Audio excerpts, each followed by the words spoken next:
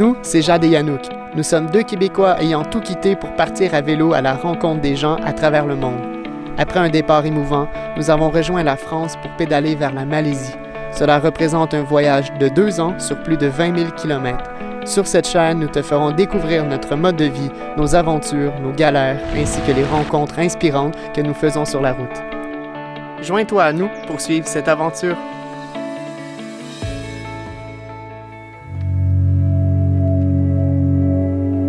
Bienvenue dans ce nouvel épisode.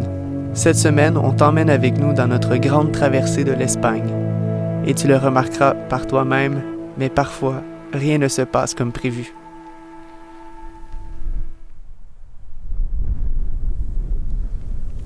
Deuxième nuit en Espagne et 2 en 2, on dort en bivouac, en vagabond, parce qu'on n'arrive toujours pas à trouver un endroit où camper de manière plutôt légale. Ça risque de se corser davantage. On galère à trouver de l'essence pour le réchaud, parce qu'au Québec, c'est facile de trouver de l'essence. Et ici, non, parce que c'est des recharges, des bonbonnes à gaz qu'il faut percer. Et là, en Espagne, c'est encore pire. Donc, notre solution, parce que là, on est un peu tanné de devoir utiliser des gaz, après 3 essais, des gaz différents. Échec. 3e carburant qu'on essaie, puis lui, c'est vraiment zéro in bar, nada, sweet. Voici notre solution. Station-service. On a acheté un bidon de 4 litres parce que c'est le plus petit et on a demandé à la dame d'avoir 1 litre d'essence de voiture parce que ça fonctionne en principe. En espérant que ça marche parce que là, il faut traîner ça maintenant. C'est là qu'on réalise qu'en France, c'était bien, c'était facile. C'était vraiment que le début. Là, commence à être plutôt difficile, non seulement la barrière de langue, mais là, trouver des emplacements de camping, ça me semble être déjà beaucoup plus compliqué. Après une bonne nuit au camping sauvage, on reprend la route. On voulait partir super tôt ce matin, mais il est déjà 8h30. Et, mauvaise nouvelle, je commence la journée avec un flat. Je n'ai même pas roulé. Yannouk, j'ai un flat. C'est 1-0, mais maintenant, c'est 1-1. Non. Moi aussi, j'ai une crevaison en avant.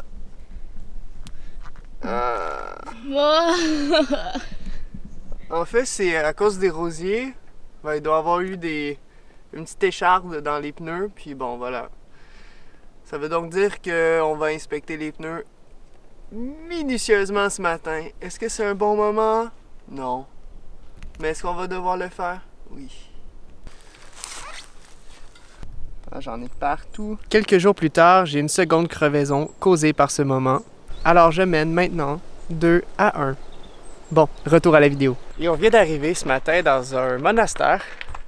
En fait, c'est un monastère qui s'appelle Bodegas Irache, qui offre à tous les pèlerins de l'eau et du vin en fût.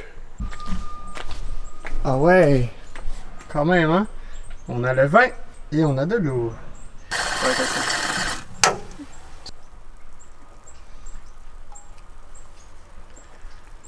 C'est du vinaigre de vin rouge.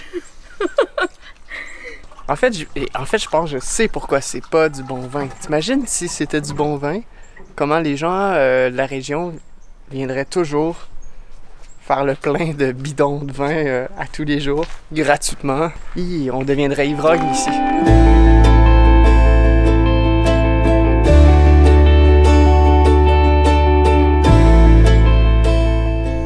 On s'est arrêté ce midi à ce beau petit spot. Finalement, on va y passer la nuit.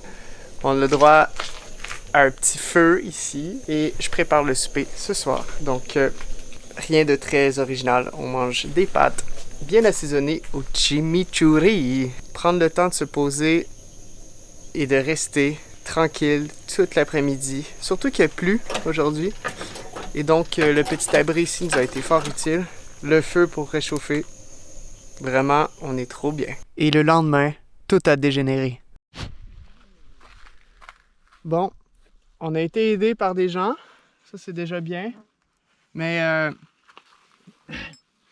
mon dérailleur a complètement tordu. En fait, il n'a pas simplement tordu, Jade, regarde ça. Ça l'a explosé ici. Ça l'a fendu. Ah ouais. La patte de dérailleur a complètement tordu. Et le dérailleur a été dans mes rayons. Puis j'ai passé à 2 doigts d'exploser mes rayons de ma roue arrière. Nous allons repartir, rebrousser chemin sur 10 km. Trouver un bike shop qui va pouvoir...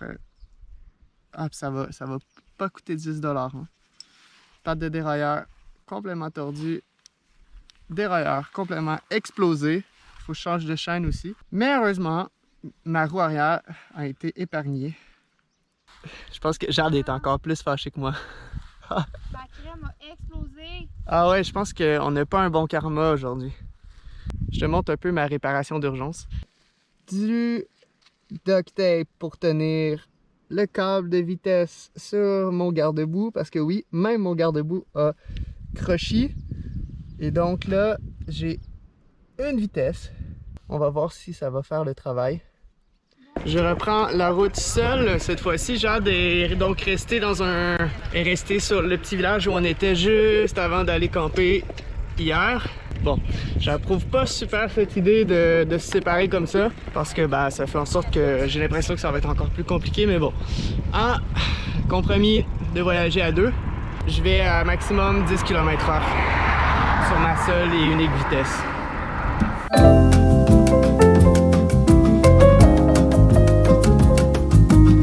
Rien ne va plus. Je suis en route vers les magasins de vélo et j'ai eu la brillante idée de regarder en ligne d'abord s'il y avait des disponibilités pour un dérailleur. Et bon, Decathlon, aucune possibilité. J'ai regardé aussi un magasin de vélo indépendant. Ils ont un 9 vitesses alors que moi j'ai besoin d'un dérailleur 10 vitesses. Donc, est-ce que ça vaut la peine de dépenser 36 € pour un dérailleur qui ne va pas vraiment sur le mien? Est-ce que je décide de retrouver Jade et de faire la route jusqu'à Léon en 1 vitesse? Ah, c'est chiant. J'avoue que là, on vit vraiment quelque chose de pas très agréable. J'ai pris la décision de continuer.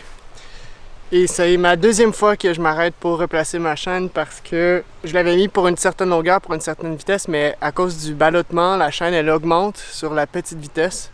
Ce qui fait que ma chaîne est extrêmement tendue. Et je dois encore m'arrêter pour la couper et tenter d'y arriver. Je fais 1 km et je dois m'arrêter, donc...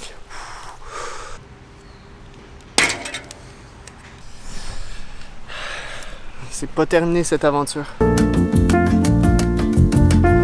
J'ai dû terminer à pied, mais je suis arrivé, enfin, au centre-ville. On va voir si j'ai de la chance. Et je suis ici pour au moins encore 2 heures, sinon plus, 2h30, à attendre.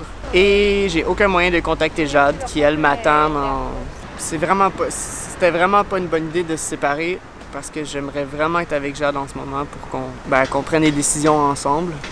Là, elle est dans le néant, puis elle sait pas qu'elle va m'attendre plusieurs heures. Le cauchemar se termine bientôt. J'ai mon vélo. Et tu m'auras jamais vu faire 10 km aussi vite pour aller rejoindre Jade. J'espère qu'elle va bien. Moi, pour ma part, ça m'a coûté 155 €. Hey, parfois, une simple petite roche dans de l'argile peut tout scraper sur un vélo. Donc, sans plus tarder, je quitte pour prendre la route le plus rapidement possible pour rejoindre Jade.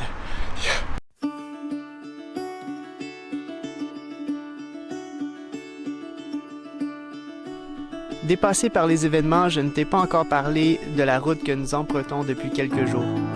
En fait, nous avons entrepris le célèbre pèlerinage du chemin de Compostelle et ce n'était pas prévu du tout. Nous l'avons trouvé par hasard et depuis, nous avons l'objectif d'accomplir toute la partie d'Espagne. Je ne t'en dis pas plus car la semaine prochaine, on approfondit le sujet. C'est ce qui conclut cet épisode. Merci beaucoup pour les commentaires sur la dernière vidéo. Si tu ne l'as pas déjà vu, le lien est ici. Sur ce, on se dit à bientôt pour une prochaine vidéo.